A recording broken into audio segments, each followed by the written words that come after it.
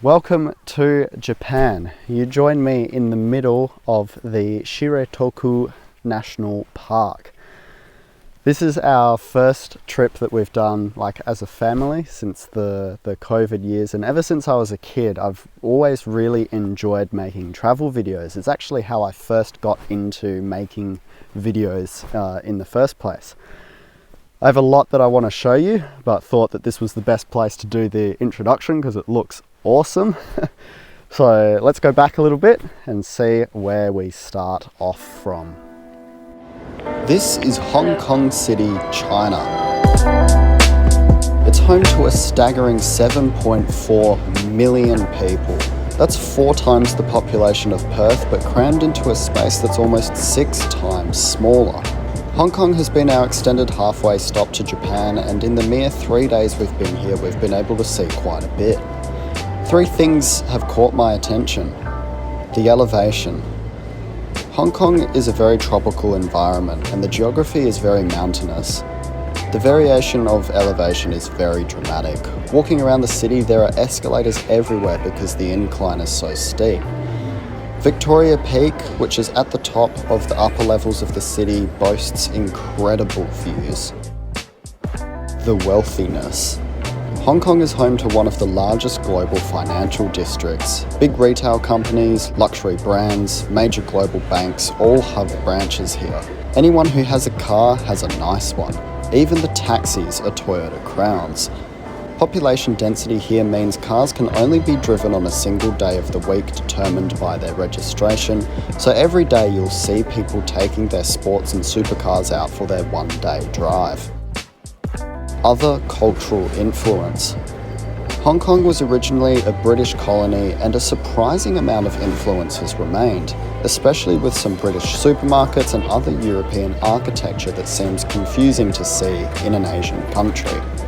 Stay tuned to see where we go next.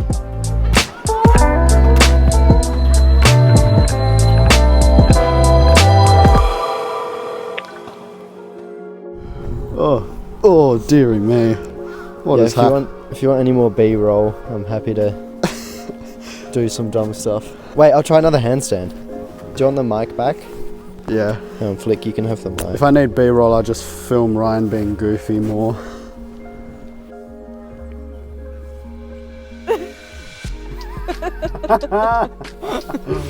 Oh my goodness, that's so funny.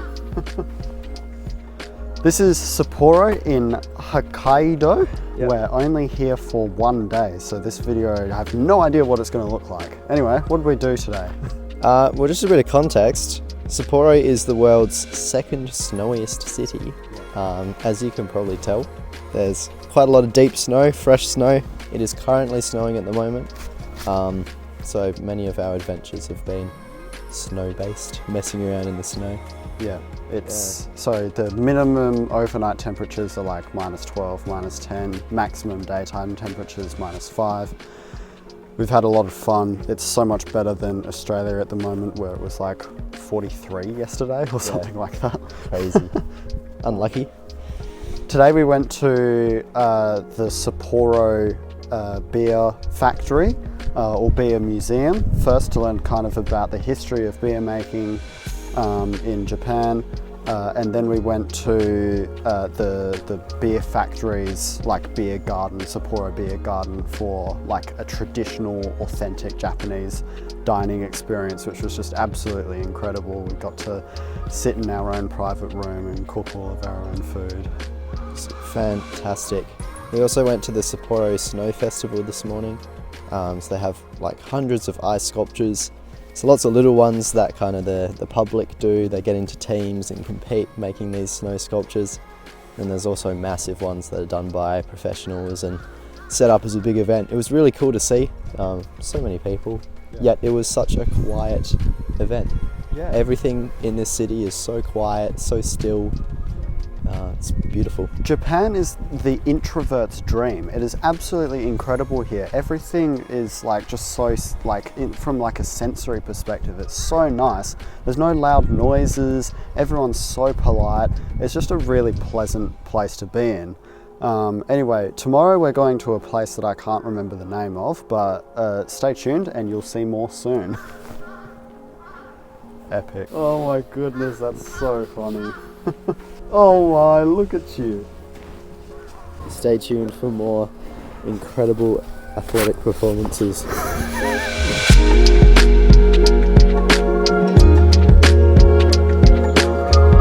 Over the next few days, our suitcases are sent ahead of us as we make our way across Hokkaido from Sapporo to Kushiro, living only out of our backpacks. Not only was it challenging for everyone to fit everything they needed combined with essential snow gear, but on top of that I also had a plethora of camera gear I wanted to take too. Many trains, bus trips and lots of walking saw us travelling through crane territory where we got to see some incredible views of these birds and their habitats, as well as plenty of snow which we continually muck around in.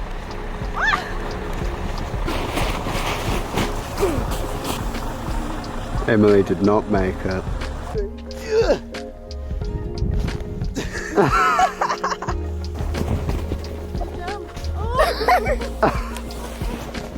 That part was shallow.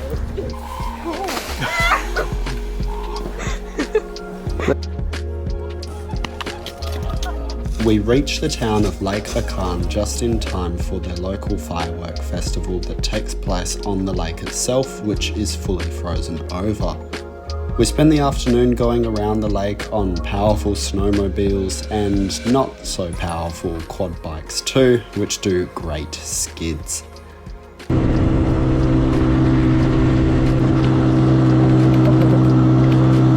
Once the sun sets, which happens around 4 PM, the ceremony begins, after which the fireworks are launched on the lake.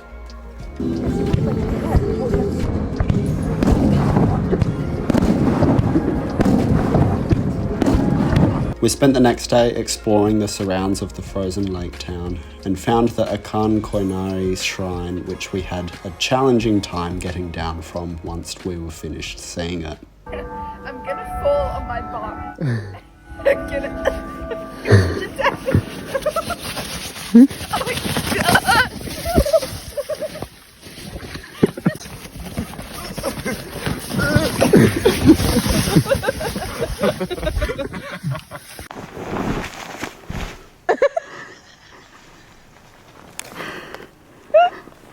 Look at him sit! It's cold. It's cold. You join us on our last snow day in Hokkaido. Yesterday we had our big finale playing in the snow as we went snowshoeing through the Shiretoko National Park, which just had the most beautiful views. It was so quiet, it was just an incredible experience.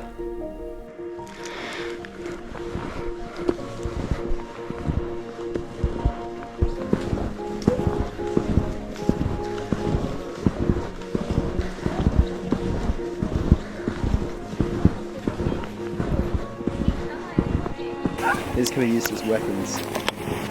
Hey Emily. The theory was there.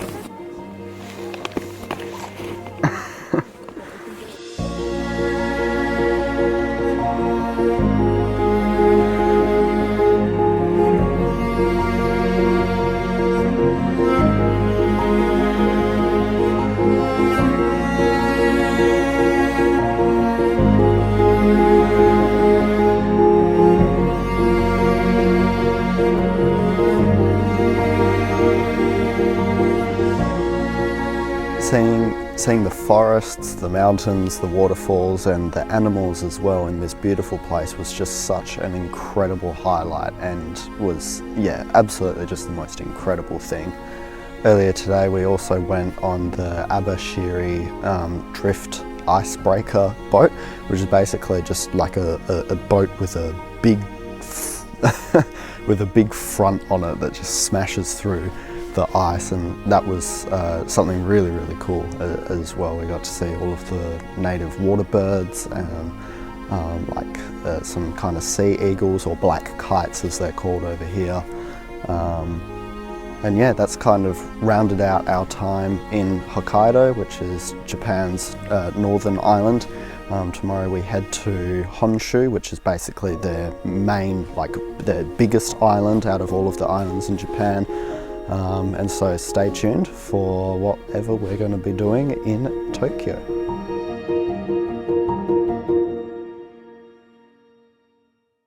Alright, you ready? I'm gonna go here. Tell us what you're going to do.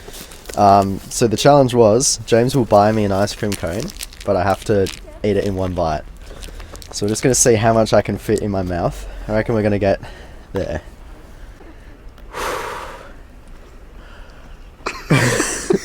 And to just shove it? Yeah, just one bite it. Alright.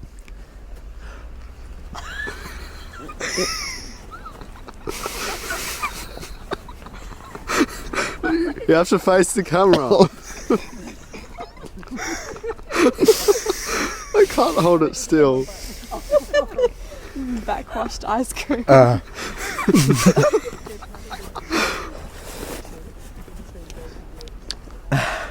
Also, for context, we're outside and it's like -7. It's snowing. Ryan's in a hoodie.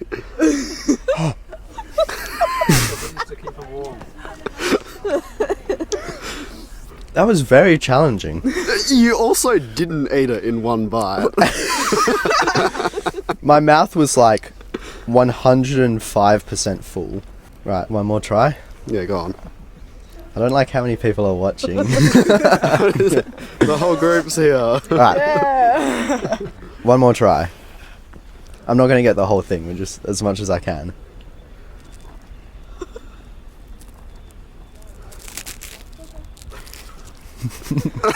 You still couldn't do it. Still come out.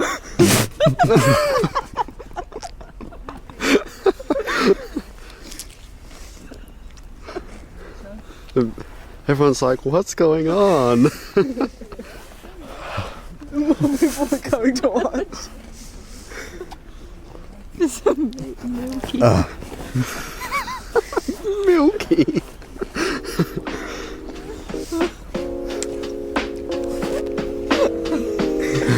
Yep, alright, that's enough.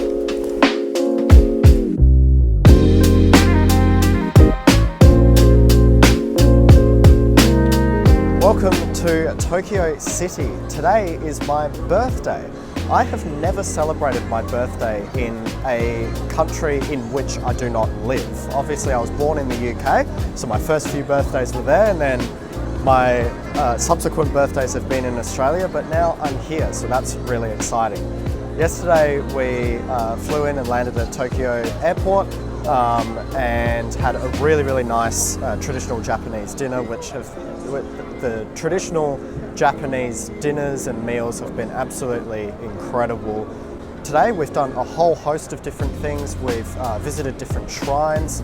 We visited the Shogun's Garden or the Emperor's Garden, not sure which one it's actually called. But that just was really beautiful, like lots of really interesting buildings and plants and things like that. We visited the National Museum, which was really cool. Again, really cool buildings, really cool stuff on display there. Can't film inside, but at least you can see the pretty buildings. More incredible meals, and tomorrow we're moving out of the city and we're going to explore more of the regional areas of the Honshu Island over the next week or two, and then we'll be back in Tokyo right at the end of the trip, so stay tuned. Over the next few days we leave Tokyo, travel through Nagano and Matsumoto to Takayama. On the way we visited the Snow Monkey Mountain, and yes, that's actually what it's called. Home to troops of wild Japanese macaque monkeys, these fluffy, warm-faced creatures have made their home at the top of the mountain near volcanic hot springs to keep themselves warm in the snowy climate. The hotel we stayed in was secluded at the bottom of the mountain and was absolutely beautiful. We built our first snowman all together as a team, and I contributed by doing absolutely nothing, filming the process and facilitating discussion. Here we have construction site manager Emily, who is overseeing the process. Emily, how would you say progress is going so far? Well, it's better than our Canada one, so... First year apprentice Ryan, how would you say the progress is going? Progress is going fantastically. So what the actual plan is we're building a cylinder as wide as we can, and then once it's all tall and supported, we're going to sculpt out 2 layers of balls. So a big layer at the bottom, and then a smaller one on the top. And then the head. And then the head. On the next day, as we continued travelling southwest, we visited Matsumoto Castle, which is one of Japan's oldest castles. At over 500 years old, it still maintains its original external stonework and wooden interior. First established as a border post for the samurai to step in and manage constant conflict between clans residing in the area, it clearly overlooks the surrounding towns in every direction unobstructed. It was fascinating to see. We then made it to Takayama, where we've spent a more relaxed 2 days. Takayama is a small village renowned for its woodworking, and it's been incredible to meet the locals who are super friendly and explore what's one of the most beautiful looking small towns we've visited so far. Right, so I've lost track of time a little bit, gotten a little bit behind. We've spent the last few days absolutely hot-footing it down the Honshu Island, so from Takayama through Gokoyama and Kanazawa. First thing we did in Gokoyama, we kind of stopped and did some traditional washi paper making, which was a really cool experience of basically just blending your own pulp and putting it all together and making the really nice paper materials that they make there. Really, really pretty, really fun little experience as well. We also visited Gasso-style village houses in Gokoyama that have been preserved as a national historical village. The age of the houses predate Australia's federation. They're super old, and the people that live here live in the same way as they did back in those times. Pretty much the only thing that's changed is just like electricity, cars, things like that. But we had a lot of fun mucking around in the snow. Yeah, it was a really cool village. So it's like a little farm village. So super representative of what life would have been like back then, because everyone was farmers. But beautiful village, fantastic, stunning scenery. It's kind of nestled in the big mountains, so super rugged terrain, heaps of snow with the cool old buildings with the straw roofs. Yeah, it was great. So much fun mucking around in the snow. Like a few days ago, I was being all sad about not seeing any more snow, when we left Hokkaido, but then, we've still had a good fair dose of snow here on the Honshu Island, even though it's much warmer here. So that's good fun.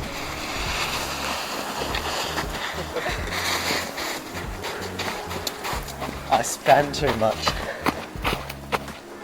We went to the Shima tea gardens and had a traditional tea ceremony, which was a really special experience. The gardens are absolutely beautiful, and the tea was a very interesting taste. It was surprisingly bitter, not really what you'd expect, but still, again, really special to be able to experience something that's so culturally special. So that was really cool too. One of my favourite things about Japan is how much they love gardens. The gardens there were just absolutely stunning. Like, you're walking into another world. You wouldn't even think you're in the middle of a big city. You kind of just start walking through and you're surrounded by trees and the sound of birds. Yeah. It's just absolutely stunning. Yeah. So now we are in Kyoto, which used to be the capital of Japan. So a nice big city with so many things to do. So yesterday we went through the bamboo gardens and some more imperial gardens to see a temple. So this temple was completely covered in gold, the outside and the inside of all the walls, and even the roof and the supporting beams, just everything coated in gold leaf. So I think it was, I can't remember how much gold leaf, but it totaled around 1.9 million Australian dollars worth of gold, which is just absurd to see. You're surrounded by these pretty gardens and the green, and then this glistening, shining gold temple sticking through. It was really cool, really striking. Over the next few days, we got a little bit in Kyoto, so we're going to go ride some e-bikes around the city, because everyone has these little e-bikes that are stationed around, so you just click it on an app and then you pick one up, you can ride around. So we're going to do that to see some of the sights. We've got a free day, so basically we can just do whatever we want, so we'll see what we get up to. Wait, do it again. Are they going to cross? Yeah, they... Oh, the light's green.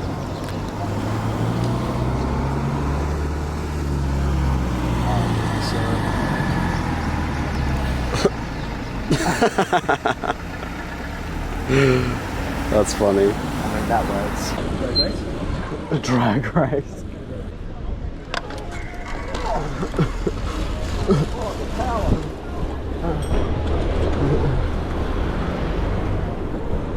We're also going to go check out the Thousand Torii Gate Park. I'm not sure if that's the right name for it, but it's a shrine with a trail, and it has, I think it's about 10,000 torii gates, all one after another. Stretches about, what was it? 4 kilometres. 4 or 5 kilometres Yeah. of just the gates, like right up against one another. So really cool to see. Yeah. Fantastic views. After that, we take another train and continue our little hot footing journey, quickly scouring the southern end of the island. So we have a single day in Hiroshima before then heading all the way back up through Hakone back to Tokyo. So stay tuned and we'll see you soon.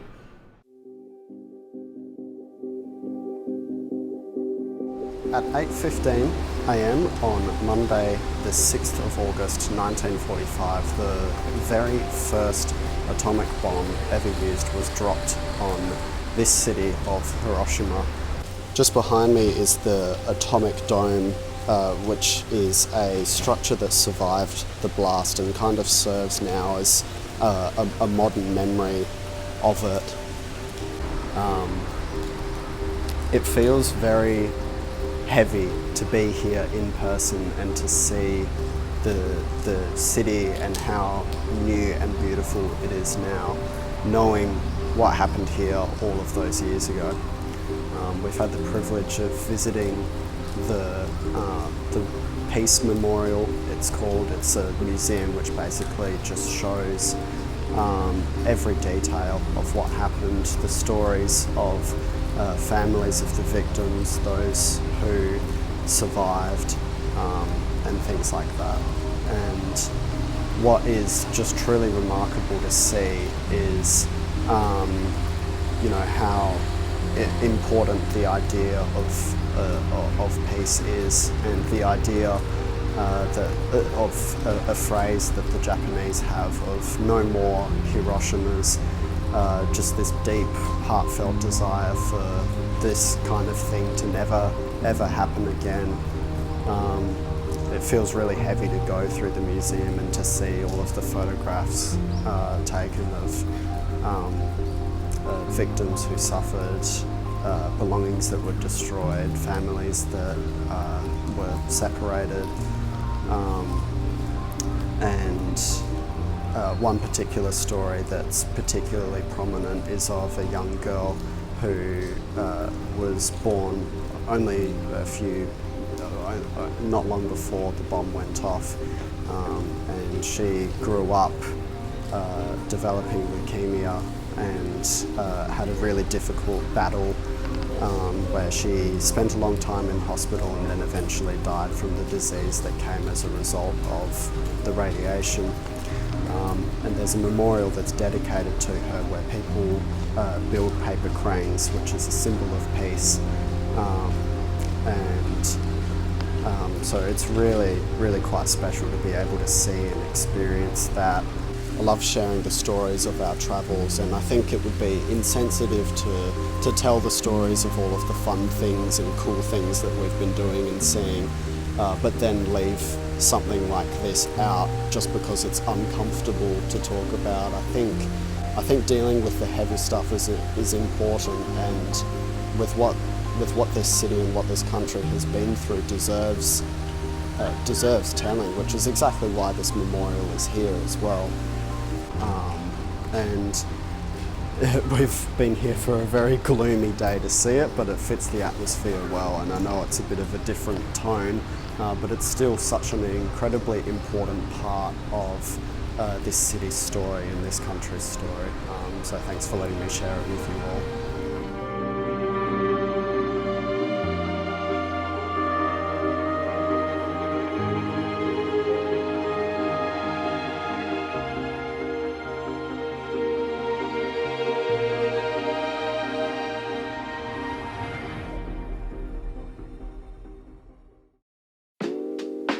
After a few days in Kyoto and a single day in Hiroshima, we then caught a bullet train and went all the way back up the Honshu Island and returned to Tokyo for the end of the trip. Our first activity back in Tokyo City was something very exciting. So today's video is a GoPro video, and you'll see why in just a moment. You don't have any dangerous goods, do you? Not unless you consider this a dangerous good. Damn! Damn! Cheshire Car, Spooderman, and the Lobsterorian.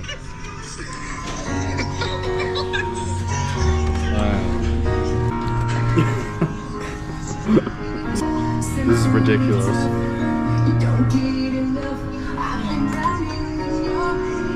The middle? Okay, then 4, 5. 2 of them, okay?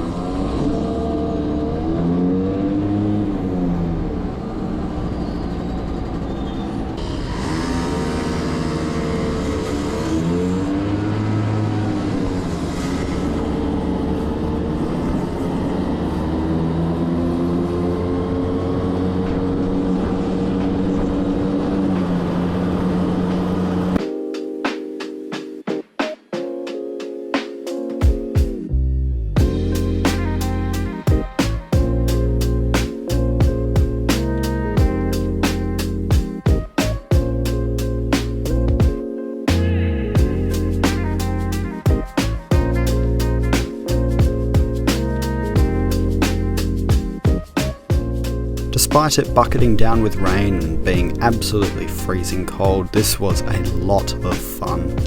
We also went to an owl cafe and met a few very friendly birds. And we went to Team Lab Planets, which is a fully immersive art experience.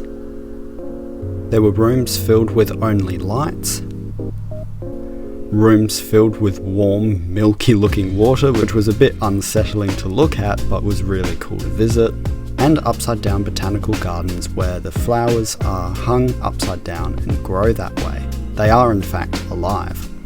We spend several days just relaxing and chilling out in Tokyo. We enjoy a last few collection of traditional Japanese meals, as well as exploring the city and seeing different sights. And on our very last day, we went to Disneyland, which has been a childhood dream of flicks for a long time.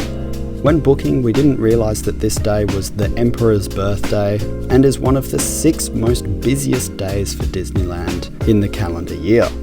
She absolutely loved it, and despite going on possibly the worst day of the year, it was such a special experience. After all our adventures, it's all tied up nicely as we reach the end of our trip.